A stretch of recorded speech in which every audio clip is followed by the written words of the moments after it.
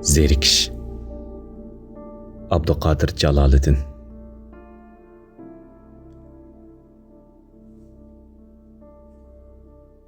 Şiir okuma, naqşı anlama. Yetip aşuda jimjitliqingmi? Çekme tamaka qalsan xumardap. Bolmaz sana dal birer qitimmi? Eslepmi yürme peylasoplarni. Yaşap bak çeksiz tenhalıqında. Yarsız küllerde tanşı özüni. Nemi bar qini, soğuk qiningda. Ezip bak bugün yoçun yollarda. Hiç kim yadığı kelmegin bir ret. Başlap mı baksın tuyuk yollarga.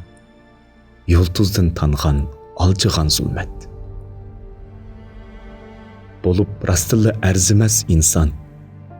Canğı patqudek untulup bakkın. Mucup yürekni öz kolun bilen. Açık ah urup, tolğunub bakkın. Süretler zinhar bermez teselli. Taşlı ulanlı eqin sularga. Yaşap gör muzdek soğuk hicranda. Bolmu intizar nesidillarga. Bolmu intizar nesidillarga.